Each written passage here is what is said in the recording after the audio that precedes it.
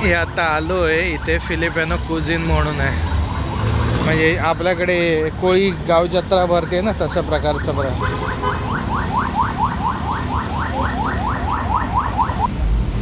थायलंडपेक्षा फिलिपिनोमध्ये काय आहे तर थायलंडमधल्या पोरी आहेत जे काय नाईट क्लबमध्ये हे थोडंसं एज्युकेशन म्हणा तुम्ही ओके आहे असं पकडून चला, म्हणजे मी तेवढा पर्सेंटेज पण म्हणणार नाही.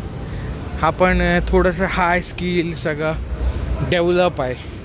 फिलिपिन डेव्हलप नाही आहे पण अरेबिक लोक ऑस्ट्रेलिया इथून जवळ आहे, ऑस्ट्रेलियामधून येणारे लोक यांनी सगळं प्रॉपर्टी वगैरे बनवून ठेवलं आहे आणि तेवढं असं एका लिमिटेशन नंतर सेफ नाही वाटत. म्हणजे आता बघा तिथपर्यंत नजर टाकले की पुढे सगळं शांत, हे तुम्हाला थायलंडमध्ये दिसत नाही पण इथे कम्पेअर फिलिपिनबरोबर केलात तर ते दिसतं.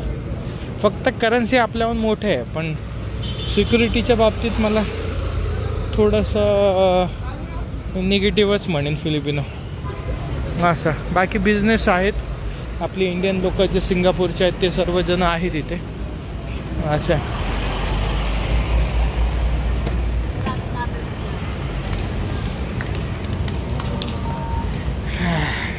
हे मला तिथून भेटले, आता इथून आले मी, त्यांच्या लवकर पोहोचलो असं. हे मार्केट आहे.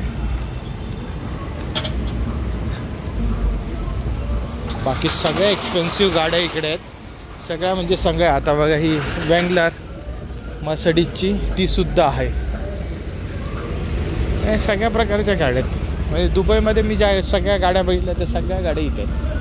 आणि अरब पण आहेत चांगले भरलेले.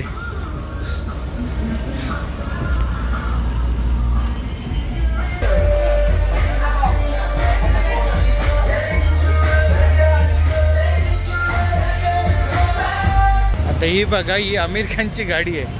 आमिर खानकडे पण आहे, मोठ्या मोठ्या आता ॲक्टरकडे पण आहे. पाठीमागे दिसत आहेत हे इथे गाड्या कचऱ्याला वापरलेल्या आहेत सगळ्या. करोड ती बघा तिकडे सुद्धा दिसतात ब्लॅक कलरचे. आपल्याकडे भरपूर लिमिटेड दिसेल. बाकी हे यांचं गरिबांचं खाणं, म्हणजे रोडवरती आपल्याकडे वडापाव कसं मीठ भरपूर खातात आणि त्या मीठाचं मीठ म्हणजे हे मांस, त्या मांसाचा वास पण एकदम विचित्र येतो.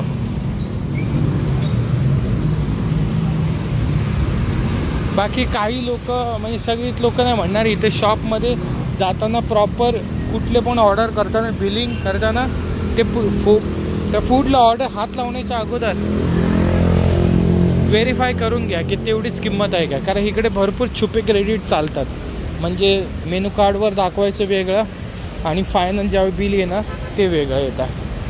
त्याच्यामध्ये भरपूर गफलत असते.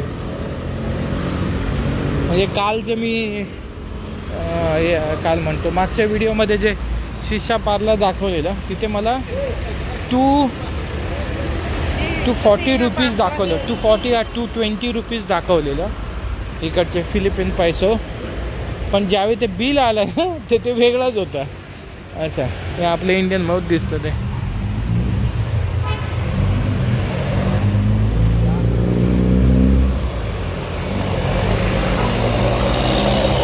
स्पा वगैरे गरीब पोरे आहेत.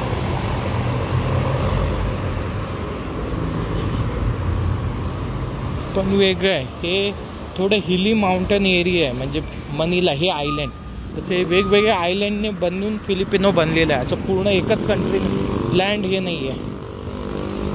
त्याच्यामुळे तुम्ही प्रत्येक आयलँडवरती जाणार तुम्हाला वेगळा अनुभव भेटणार. आणि काय मिळणार, कारण जिथे रहदारी कमी तिथले लोक भरपूर चांगले असतात.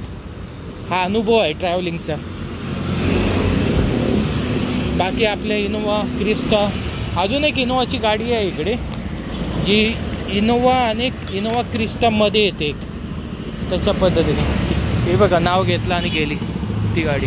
एर्टिगासारखी दिसते थोडीफार. बाकी पेट्रोल डिझेलचे रेट सिमिलर आपल्यासारखेच आहेत.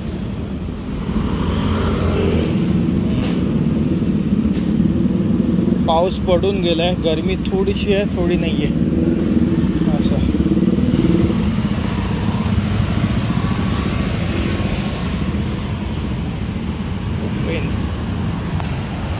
फिलिपिन्समधला ट्रक होतो. आता ग्लोव्ज घातले आहे बघा.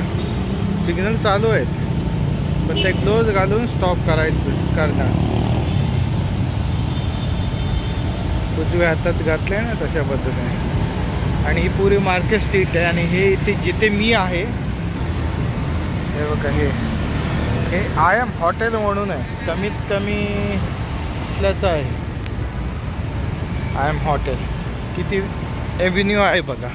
पण आपल्याकडे मध्ये आहे ना, म्हणजे ताजमध्ये जर तुम्ही जात असाल, पहिल्यांदा घ्यायचे म्हणजे किती 5 वर्षापूर्वी मी गेलो होतो त्यावेळी घ्यायचे. आता काय करतात हल्ली, म्हणजे 1-2 वर्ष झाल्यापासून, 1 वर्ष झालं पकडा तर 2 वर्ष, तर 2 वर्षापासून एंट्री देत नाही आहेत की बिझी आहे, बुकिंग आहे का, अशा आर्ग्युमेंट देतात.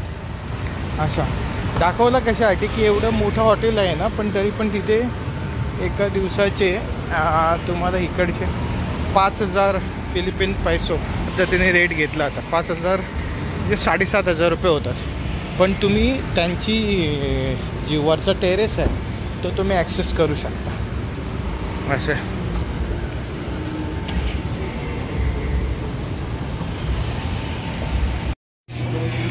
एमिरेटची फाईल लागले.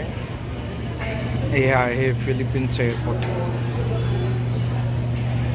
दुबईला बरोबर इथून 8 तास लागतात. 8-9 तास पकडून चला.